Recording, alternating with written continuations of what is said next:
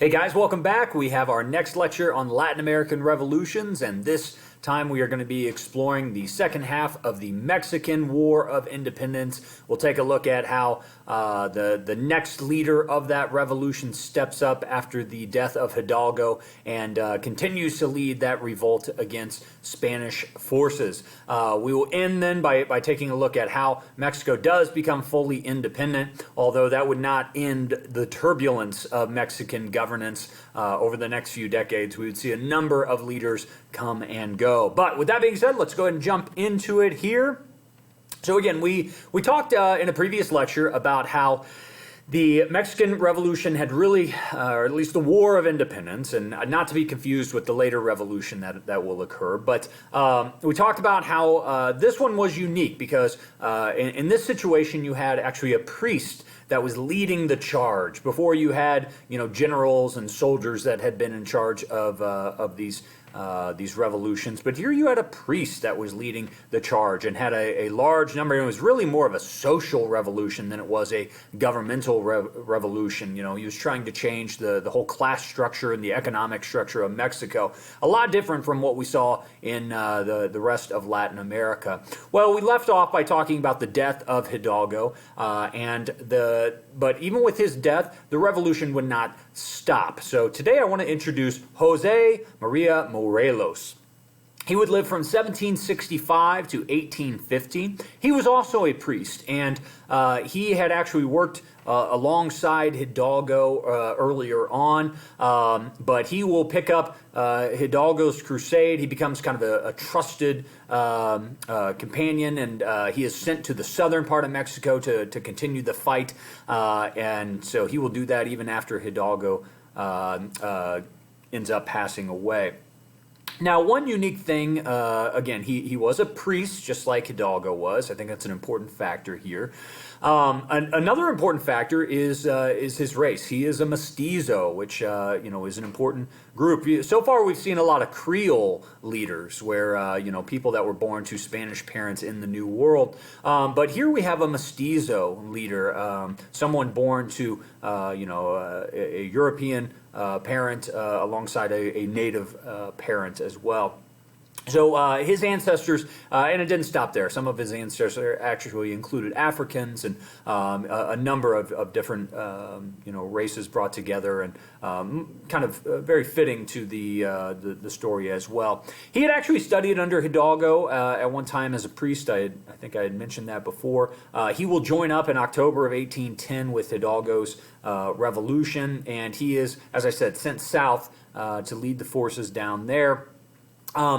He's a very strong leader, much more organized. In fact, he does kind of break with Hidalgo, which kind of allowed some violence. He allowed, looting and killing. Morelos does not. He keeps his people much more under control, and I think in some ways kind of has more success because of that. By November of 1813, he will control most of South Mexico, and there had been we mentioned these juntas, these, small government officials that are starting to make decisions, these groups of politicians. There is a junta of Creole politicians in southern Mexico, and he, alongside this junta, will help declare independence for Mexico. Now, declaring independence does not necessarily secure independence, and we know that even with our own American Revolution, right? 1776, we declared independence on July 4th, but we would continue fighting the revolution until 1782. Same thing here. Morelos goes as far as declaring independence, but they still have not yet secured it by 1813. Now, in 1814, there is another constitution. I know this gets confusing. There's a constitution of 1812, a constitution of 1814, but this constitution of 1814 had allowed for some big things: universal male suffrage, popular sovereignty. Catholicism had been named the official religion. It did abolish slavery. But there had not been any agrarian reform. I might be behind on a slide. Let me go ahead and click here. Sorry about that. Yes, I'm sorry. All the things I've been describing listed here. So abolishing slavery and the casta system, which of course is something that was so desired among all these revolutionary heroes. Emphasizing liberty and private property, but again, no agrarian reform, which was something that Hidalgo had pushed for. This full-on class, overthrow. This constitution would be put into place, but a lot of the things that Morelos wanted. Breaking somewhat with the radicalization of Hidalgo, but a lot of things that were agreed upon by the revolutionary leaders. But frankly, in Mexico, the Spanish forces were just ultimately too strong, and eventually Morelos would be captured by those Spanish forces, and he would be executed, just like Hidalgo was. He would be shot December 22nd, 1815. Now, the revolution will continue. And I'm sorry, I'm getting behind on my slides here. You can see there at the top, not promoting class war, instead uniting all of Mexicans. And so, that's, again, a break from what we saw with Hidalgo, which really was about class war and was about overturning the social and economic systems. Morelos is really trying to unite people. And so, again, I think that kind of explains why he lacked the land reform that Hidalgo would have pushed for. But as I said, after Morelos is captured and executed, the movement does continue, but not nearly as strongly as it had under his leadership. 1820 is one of those big years, and I've already referenced it in a couple of lectures, but in 1820, Ferdinand is basically forced to restore that 1812 Constitution. So I know there's a lot of years being thrown around here, a lot of constitutions.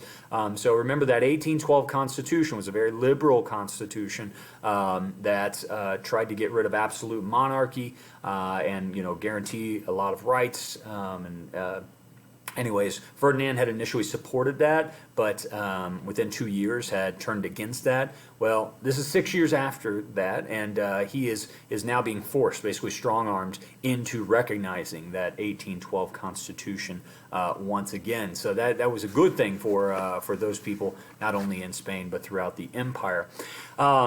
Now, for a lot of Mexican conservatives that had supported Ferdinand, they really feel betrayed by Ferdinand's, once again, switch back to supporting this constitution. And they felt that perhaps the country and the entire empire was falling into the hands of dangerous liberals. So many wealthy Mexican Creoles began to join the independence movement because they believed that independence would actually allow them to take control of the mines and the banks and other businesses.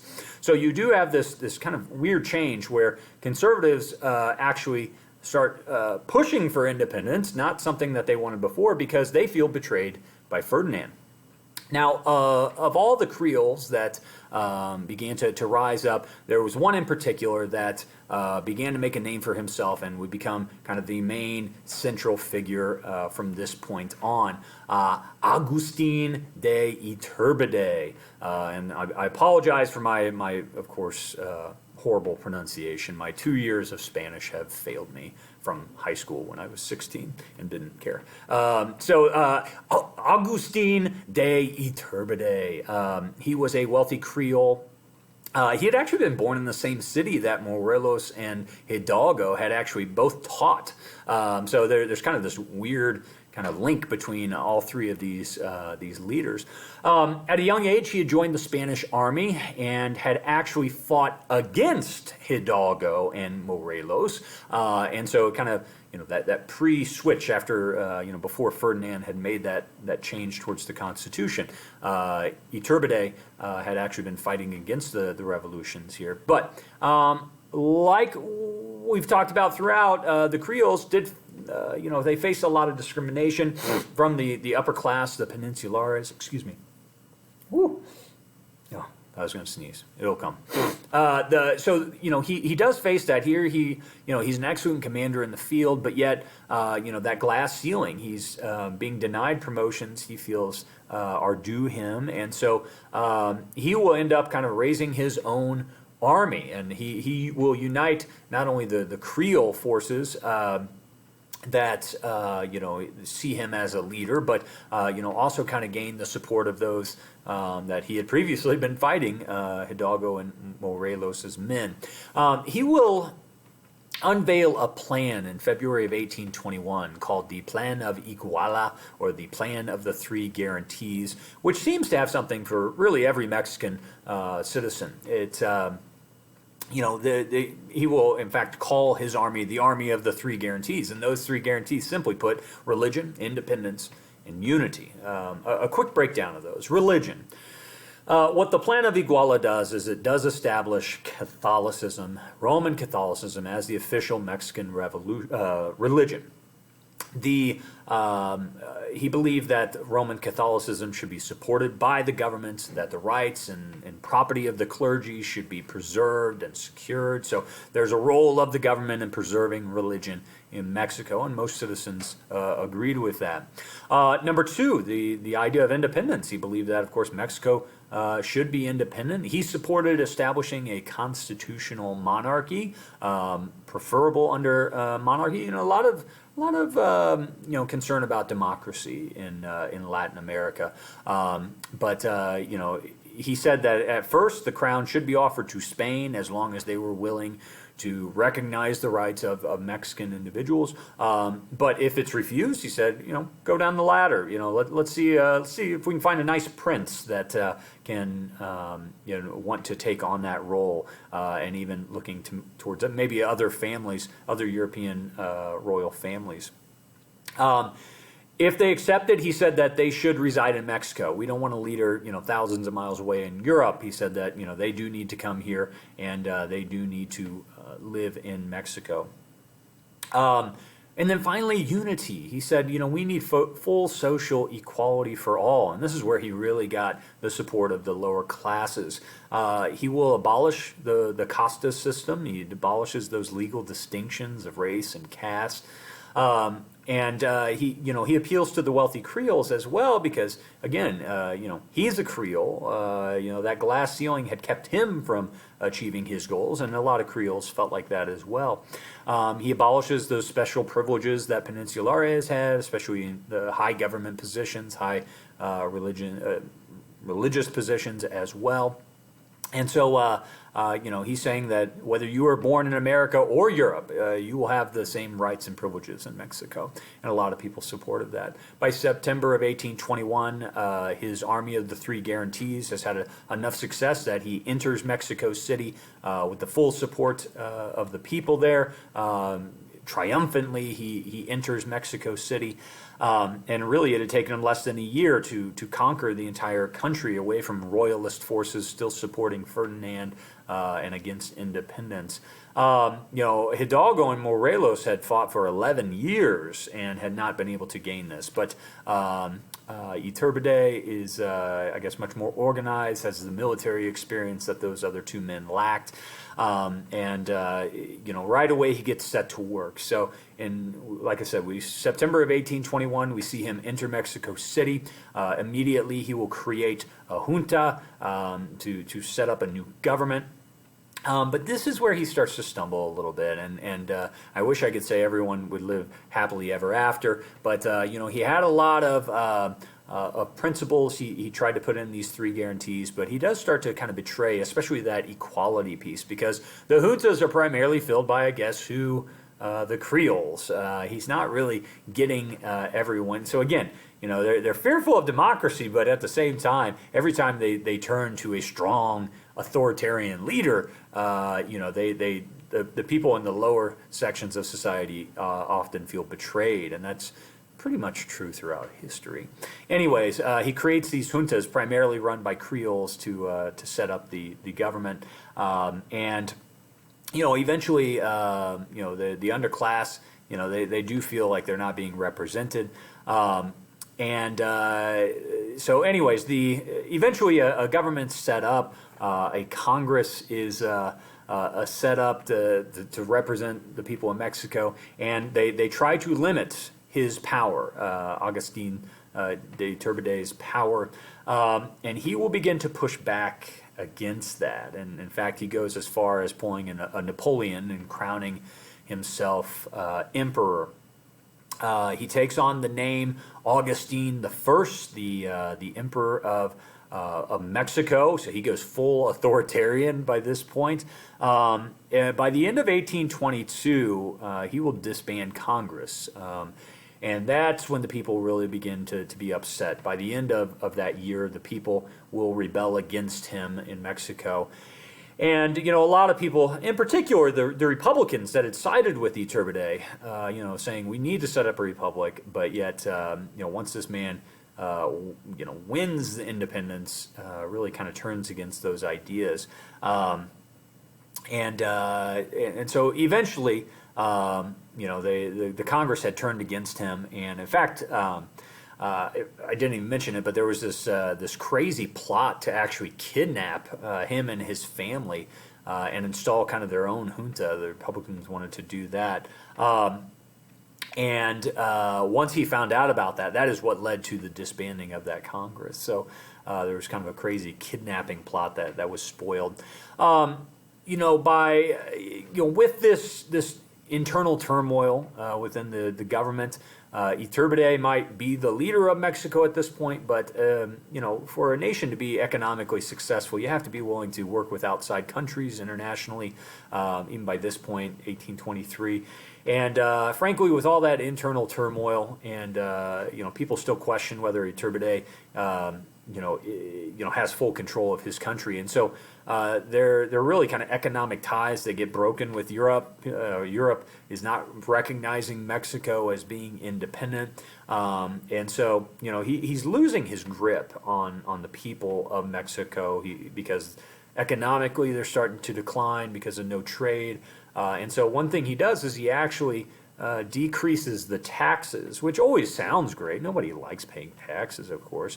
But he goes too far because he loves having a large army. He loves having, a big budget, but yet you can't pay for that when you don't have any taxes. So basically he decreases taxes to ease the burden on the people, but eventually he ran into the problem of he couldn't pay for the government that he was supporting. So in March of 1823, he will ultimately resign after pressure from some other politicians, in particular a man named Santa Anna, who we will see rise up later on, and you guys will learn about him next year in senior level IB. And in its place, after Iturbide resigns, the government kind of collapses, and a Republican government, in many shapes and forms, kind of the same that we have here, does take hold. A Republican government is formed in 1823.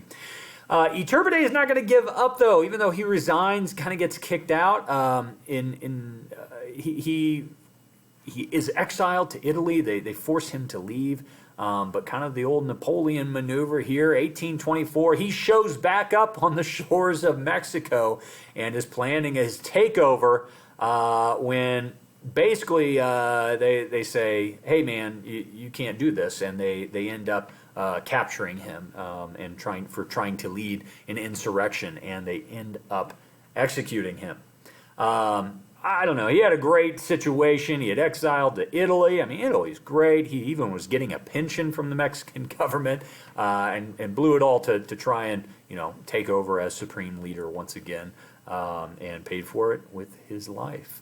Well, anyways, I hope by this point you're recognizing that, there's anytime that we're seeing a lot of these strong men come to fruition, that's not the way to unify people by forcing them to do certain things and to listen to a singular person. That's not how you unify people. You listen and you try to understand and try to come to a compromise. And so, Mexico, like a lot of the other Latin American nations, are going to be plagued by violence throughout because you continually have strong men come up and try to force everyone into a certain pattern, and often does not work out. Next time we meet, we are going to talk about what's happening in Brazil. And I saved that for last because Brazil's completely different, and it's such a happy story. So I always like ending on a good note. Guys, as always, if you have any questions, shoot me an email. I'm happy to clarify any points I made. If there are any errors that you see, please make sure you email me about those as well. And thanks for watching. Appreciate it.